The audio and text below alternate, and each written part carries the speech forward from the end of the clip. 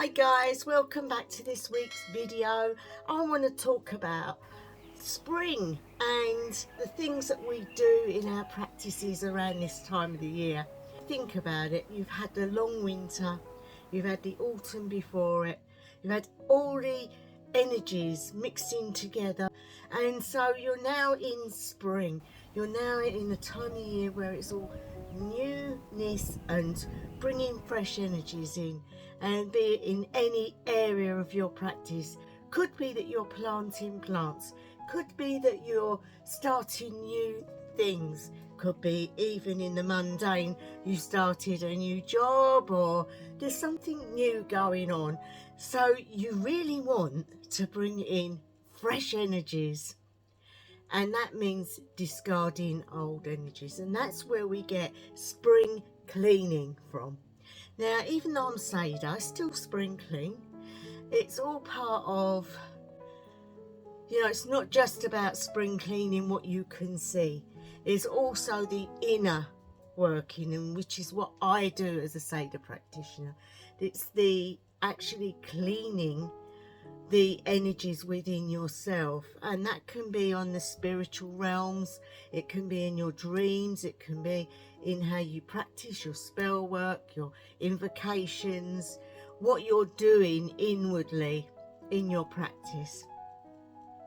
You might ask, well, how do I go about that? Well, it's the best thing you can do is to tidy up the outside before you enter the inside. Because if you're in a cluttered place or somewhere that needs sorting, you're not thinking where you need to be thinking. So you need to really be able to clean away the mess first. And I can tell you, my room is in a state where I do all my work, all the stuff, because I do something and I put something down and then I forget I put it there, and then I notice it and I think, oh, must clean that up tomorrow, and so it goes on. And I'm sure you understand where I'm coming from, guys. Well, the best thing you can do is to clean the mess around you first, to bring in new fresh energy in that area, and then you can go on to the cleansing inward, which is brilliant because you're feeling good that you cleaned the outside first, and that will then open you up to looking at parts that you can deal with. This is just an introduction video into a couple of videos I'm going to be doing. One is going to be about cleaning my altar area, and this has been inspired by a tag, Spring Cleaning with Rachelle, and it's basically about her tarots and things, but cleaning it all up and sorting it all out. There's other aspects to it, and because I'm a Seidr practitioner, guys, I wanted to bring in my aspect of how I spring clean and take part in the tag. I know a couple of the people that are doing it, and that's the Wild Witch, so pop over there. And I know that Essence of the Moon is also doing some of it, and so I've been watching a few of the videos, and I just felt it would be good to take part and bring in the Nordic side of spring clean as well.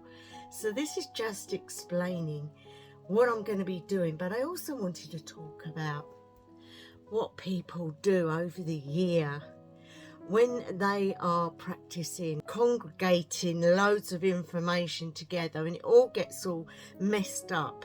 So you start to put it in boxes and you start to label things.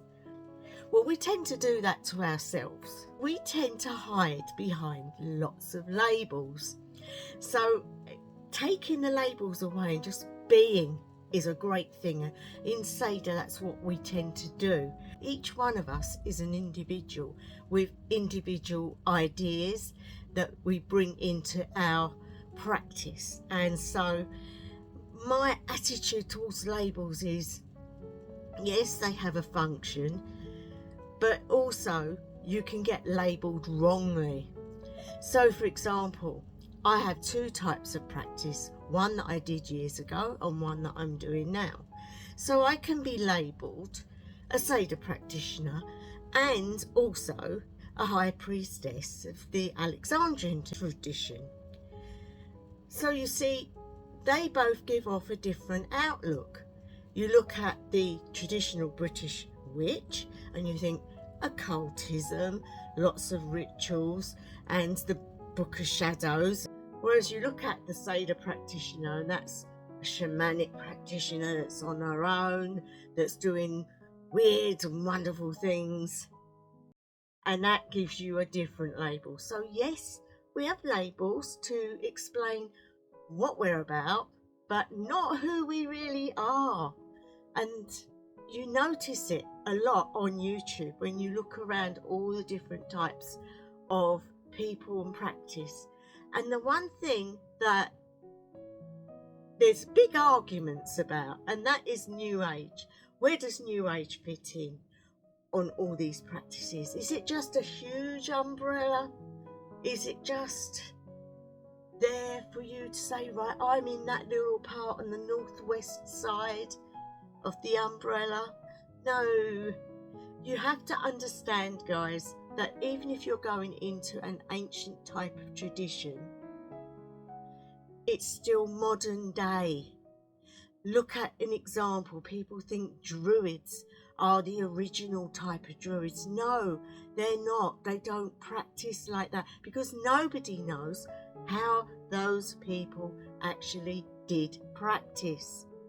We have sites that show us things that they got up to and things that they did, but not as it is now. It is New Age. It is the word again, a label, New Age. What does that mean? It just means today. It's today's version of something that we find an interest in. So you pick your little label.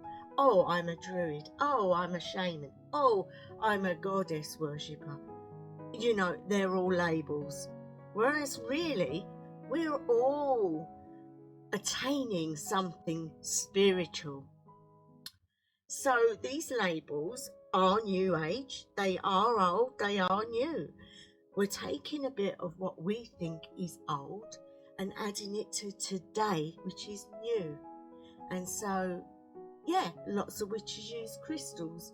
Lots of witches use things that were never used in the old days. A lot of their stuff was just hardly any tools. In the old 1600s, do you think they had a thames and beautiful pentacles? And no, they were a hidden truth, a hidden belief system. They didn't have labels. It was other people that labelled them witch, to bend, to change. And same with Seidr.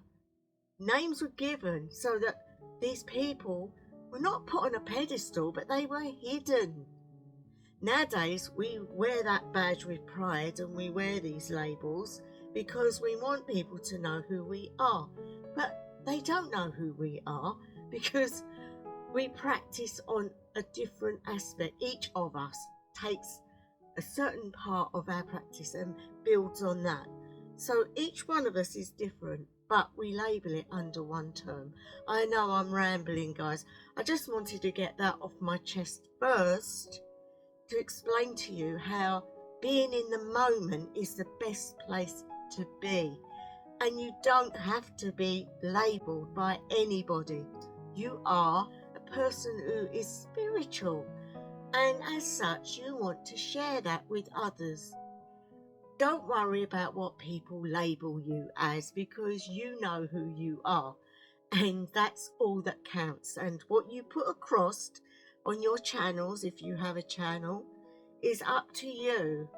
And if you get comments saying, oh, you shouldn't be doing that on that particular label, then just ignore it. Just ignore it, because sometimes we have a label and we move into other things. Like myself, I will bring in some of my occult practice into my Seidr practice.